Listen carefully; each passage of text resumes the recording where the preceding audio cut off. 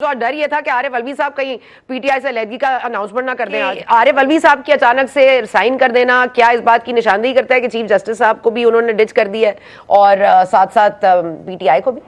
नहीं, देखो सना, अगर पहली दफा इतने सालों में आरिफ अलवी साहब ने कानून का साथ दे दिया है और जो उनका काम है उन्होंने कर दिया है, तो उसको डिच करना तो नहीं कहना चाहिए। ये उनका पता नहीं पहला, अल्लाह करे आखिरी ना हो। हैरत अंगेज तौर पर चीजों से पाकिस्तान ने बड़े खुशगवार जो है वो रिमार्क्स दिए और उन्होंने कहा कि मुझे बहुत खुशी है कि 184(3) की जो है वो इसके अंदर बात की गई है और अपील की जो है वो अपने गुंजाइश दी है।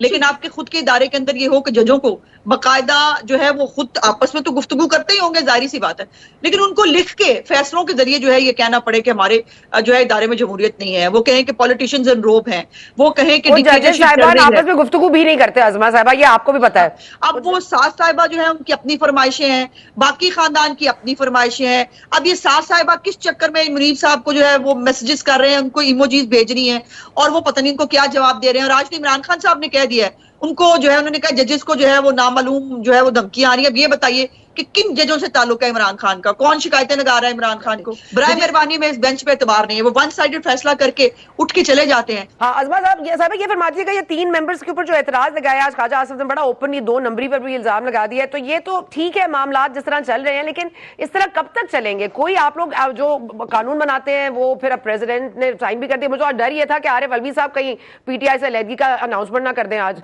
जो वो क्वेटा में मौजूद थे। तो ये फरमा दीजिएगा कि आरिफ अलवी साहब की अचानक से साइन कर देना क्या इस बात की निशानदेही करता है कि चीफ जस्टिस साहब को भी उन्होंने डिच कर दिया है और साथ साथ पीटीआई को भी?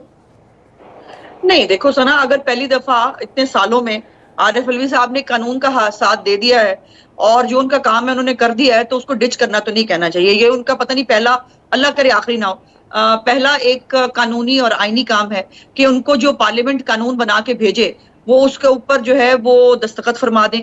यहाँ पर तो ज्वाइंट सेशंस के जरिए जो है कानून बना के भेजे गए हैं, वो उन्होंने उसके ऊपर भी जो है वो जो 14 दिन की ज्यादा से ज्यादा उनके पास एक गुंजाइश मौजूद होती है, वो उसके ऊपर भी बैठ जाते थे कानून के ऊपर। सो देखिए, बात यह है कि ये जो सुप्रीम कोर्ट के अंदर और फिर ये जब ये कानून अब जो बना, इस पे हैरत अंगेज तौर पर चीजों से पाकिस्तान ने बड़े खुशगवार जो है वो रिमार्क्स दिए और उन्होंने कहा कि मुझे बहुत खुशी है कि 184(3) की जो है वो इसके अंदर बात की गई है और अपील की जो है वो अपने गुंजाइश दी है। सो ये बात किसी एक हुकूमत की नहीं है। तमाम अदारों के अंदर जमहूरियत होनी चाहिए, क्योंकि ये इस्लामी जमहूरिया पाकिस्तान है। खाली आप अदालतों में बैठकर आप कैबिनेट को और पार्लियामेंट को तो आप जमहूरियत सिखाएं, लेकिन आपके खुद के इदारे के अंदर ये हो कि जजों को बकायदा जो है वो खुद आपस में तो गुफ्तगू करते ही होंगे, जाहिर सी बात है, लेकिन उनको लिख के फैसलों के जरिए जो है ये कहना पड़े कि हमारे जो है इदारे में जमहूरियत नहीं है। वो कहें कि पॉलिटिशियंस इन रोब हैं, वो कहें कि जजेस साहिबान आपस में गुफ्तगू भी नहीं करते। अजमा साहिबा, ये आपको भी पता है। कुछ जज साहिबान तो आपस में गुफ्तगू भी नहीं करते। जी, जब कुछ लोगों की सुना है कि उनके टॉकिंग टर्म्स नहीं है, लेकिन जो लोग बेंच में मौजूद होते थे, अब जैसे अतन अल्लाह साहब हैं, उन्होंने जो है उन्होंने कहा कि मैंने अपना चूंकि बता दिया कि मेरा पॉइंट ऑफ व्यू क्या है, तो मुझे खुद ब खुद बेंच से निकाल दिया गया, हालांकि मैंने रिक्यूज नहीं किया था। इसी तरह मंदोखेल साहब ने कहा, उन्होंने कहा मैं बेंच के अंदर मौजूद था, मैं फैसले का इंतजार करता रहा, मुझे फैसला भेजा नहीं गया और खुद से फैसला सुना दिया गया। जब यहां तक इस तरह के मामलात हो जाएं, और चीफ साहब जो है, मैं बड़ी माजरत के साथ, मैं खुद वकील हूं, लेकिन बहुत बुरा नाम जो है वो सुप्रीम कोर्ट के ऊपर आ रहा है। हमें कोई खुशी तो नहीं होती है बंदयाल साहब को क्रिटिसाइज करके, ये जो उनके हमख्याल बेंच है उसको क्रिटिसाइज करके, बट हालात को उस तरफ ले जाया गया है। अब आप ये बताइए ना कि चीफ साहब एक बंदा है, पूरा खानदान तो चीफ जस्टिस नहीं है ना।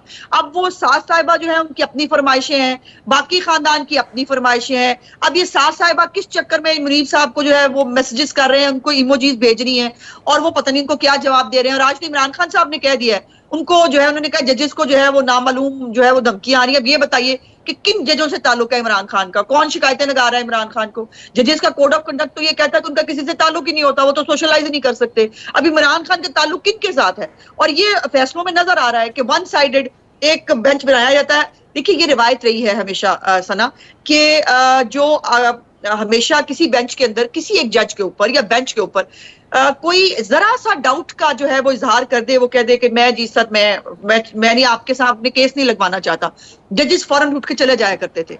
पिछले 1-1.5 साल से हम ख्याल बेंच के सामने सिर पटक पटक के हमारा सिर फट गया, क्या कह के कि जनाब वाली हम आपसे केस नहीं सुनवाना चाहते। बराए मेहरबानी में इस बेंच पे एतबार नहीं है, वो वन साइडेड फैसला करके उठ के चले जाते हैं। अब जिस ऑडियो के जिन ऑडियो की कमीशन की बात हो रही है, उस ऑडियो के अंदर 7 साहिबा मौजूद हैं, उसके अंदर जो है वो एक और जज साहब का बेटा मौजूद है, उसके अंदर खुद जज साहब वो बैठे हुए हैं जिनके ऊपर सुप्रीम जुडिशियल काउंसिल के अंदर केस चल रहे हैं, वो सारे बैठकर इसके फैसले कर रहे हैं। मुझे बताइए ये कौन से कानून में कौन सी सर मैम अभी तो आप देखिए अजमा साहिबा ये देखिए कि नजम साकिब साहब भी एक पिटीशन लेके चले गए इस्लामाबाद हाई कोर्ट के, वो उनको मुझे तलब कैसे किया, मुझे आपने समन कैसे किया है, अब वो तो कल लग भी गई है, कल बाबर सत्तार साहब होंगे जो उसको सुनेंगे भी, तो ये फरमा दें कि अजमा साहिबा ये पार्टी को अब खाली कर दिया तो इलेक्शन अनाउंस हो जाएंगे, इमरान खान साहब अकेले रह जाएंगे तब अनाउंस करेंगे या अब कर दे, क्योंकि जरदारी साहब भी पहुंच गए हैं, पार्टी शमूलियत भी हो रही है, उसके बाद अभी ये जहांगीर तरीन साहब भी एक्टिव हो गए, तो मेहरबानी करें अब इलेक्शन अनाउंस करें।